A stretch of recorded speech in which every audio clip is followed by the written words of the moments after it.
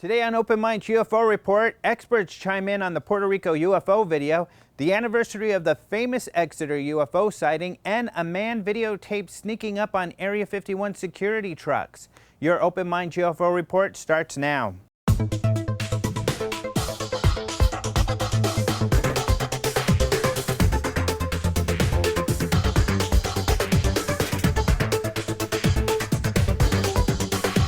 Hello and welcome to the Open Minds UFO Report. My name is Alejandro Rojas.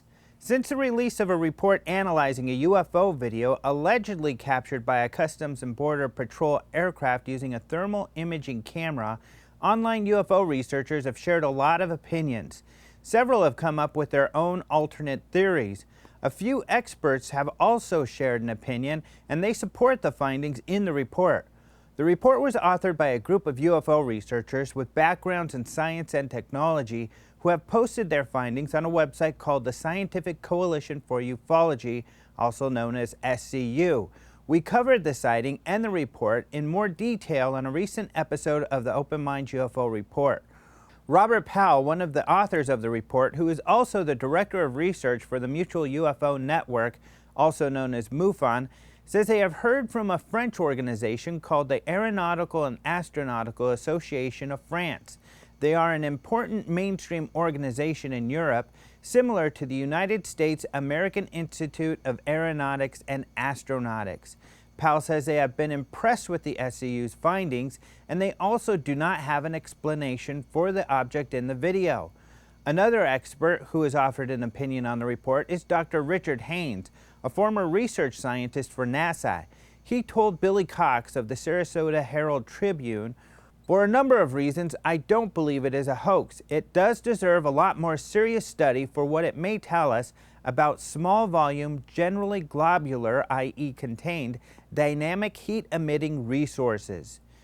The expert with the most experience with the exact type of thermal imaging system used to capture the video, who has shared an opinion, has asked that his full name and the company he works for not be printed.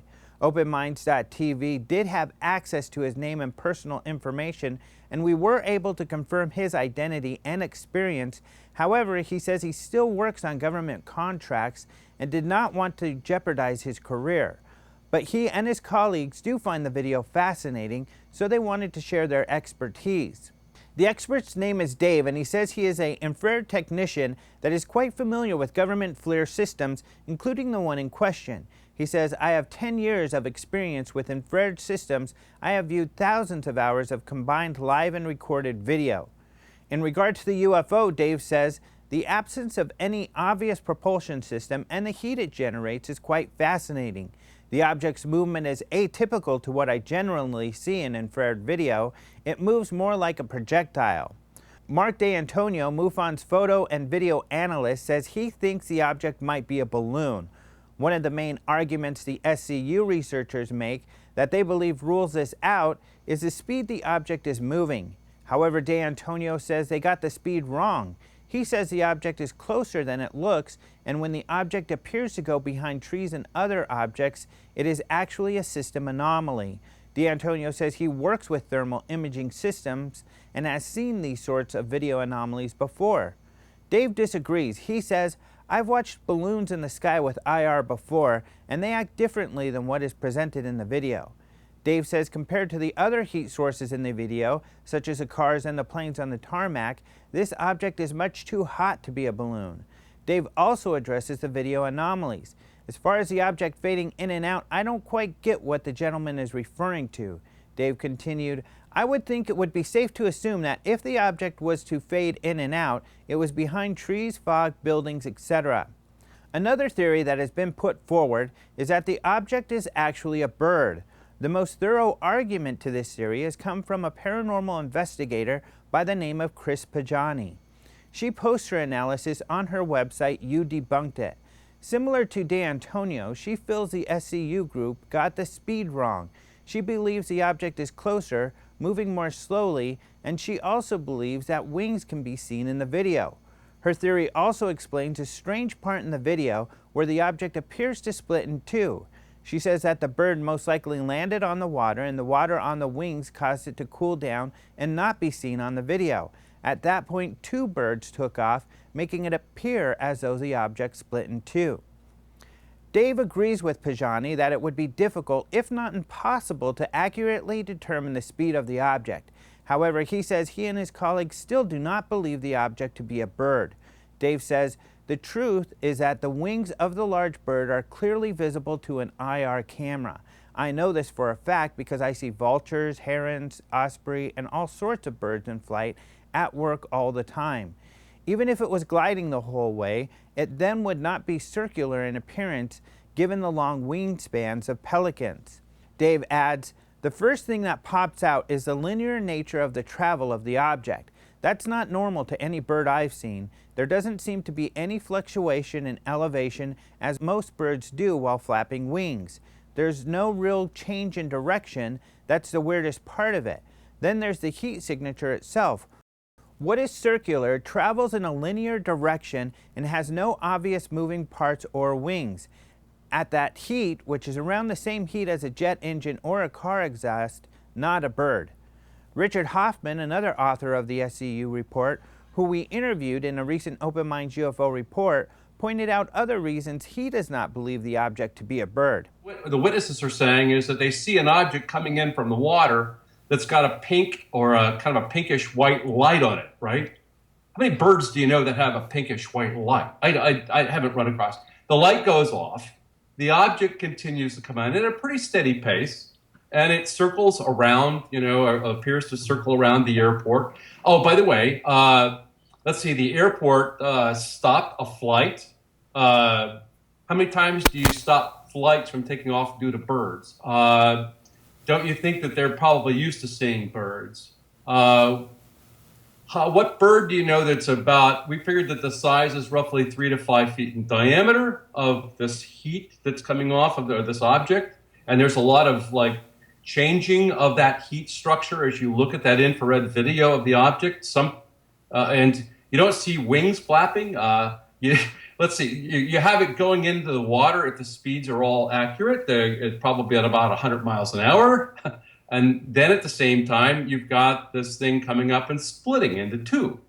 Another suggestion has been that the object is some sort of drone, but Davis ruled that out also. He says, "I doubt the object is a human-made drone due to the speed at which it is moving and the lack of tilt, not to mention that it's been flown at night and the distance it's covering." Dave says he and his buddies in the shop don't know what the object in the video is. He says, "Nobody knows FLIRs like we do, and it's nothing we've seen before." Exeter, New Hampshire is the site of a famous UFO sighting from 1965. The event occurred on September 3rd, and an annual UFO festival has been held in Exeter since 2009, memorializing this event. This year's event took place last weekend. The sighting began at around 2 a.m. Norman Muscalero, a recent high school graduate who was preparing to leave for service in the Navy, was hitchhiking home after visiting his girlfriend. While walking home, he says he saw 5 bright red lights in a nearby forest. He said the lights lit up the forest and the nearby farmhouse. They made no sound and began moving towards him. Frightened, Muscalero jumped into a ditch. The lights then moved back into the forest. Muscalero then ran to the farmhouse, but no one was home. He noticed a car on the road, so he ran into the road, making the car stop, and had the driver take him to the police station. At the station, Muscalero spoke with Officer Reginald Toland. Toland knew Muscalero and knew him to be a good, honest kid. Toland radioed another officer, Eugene Bertrand Jr., who was in the area of the sighting, to ask if he saw anything unusual. Bertrand said he had encountered a woman pulled over nearby who had witnessed what she described as a huge object with red flashing lights, which followed her car for some 12 miles before disappearing into the distance. Bertrand then returned to the station, picked up Muscalero, and the two returned to the farm to investigate. When they returned to the farmhouse, they reported that dogs were howling and the farm animals seemed agitated. At that moment, the two men say they spotted a huge black object with flashing lights ascend out of the forest. Bertrand was so shocked, he drew his pistol. Later, he said that the object was as big as a barn. Bertrand told Muscalero to get back into his police cruiser, and the two watched the object as it hovered above them. Bertrand called for backup, and Officer Dave Hunt soon arrived. He also saw the object. Soon after Hunt arrived, the object backed off over the forest and continued flying out of sight. You can read more about this sighting and the ensuing investigation in an article by author Eric Hoffman on openminds.tv. Area 51 is known for its high security and secrecy. Visitors to the roads leading into the base can spot white trucks on the hills watching your every move. Glenn Campbell, a former Area 51 researcher, decided to visit the base for old time's sake, which ended up with him playing a little cat and mouse game with the Area 51 security guards, often referred to as Cammo Dudes. Cammo recently posted a video of his recent encounter, but he doesn't say when exactly it took place. In the video, Campbell explains, "It was just like old times. I was out doing some research along the border of Area 51, which I haven't seriously done in decades now. I was just south of Rachel, Nevada, and just north of the Nellis Range line, wholly within public land, when these guys, these Cammo Dudes in a white pickup truck, started following me. Now, they were very shy fellows. Whenever I pointed my camera toward them, they would back up into the bush, and the only time I got close to them is when they screamed by me to get to their border." This part of the video is comical. Shepard Johnson, an occasional contributor to OpenMinds.tv, posted the video on the UFO Updates Facebook group, commenting, "Reminds me of an old Looney Tunes cartoon."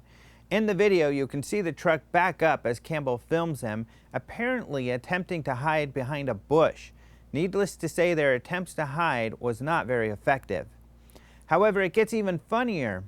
This is when Campbell decides to have a little more fun. They were watching me always at a safe distance wherever I went, and I decided to play a little game on them. I parked my car on one side of the road and walked up in the hills on that side. And as they watched from the distance, I snuck around the back and came up behind them. In the video, Campbell sneaks up on the truck, filming and giggling the entire time. He almost gets right in front of the truck before he is noticed. One of the Cammo Dudes jumped out of the truck and yelled, "You have no authority to take that camera." Campbell says he kept running away at that point. He says the Cammo Dudes apparently went their way as he went his.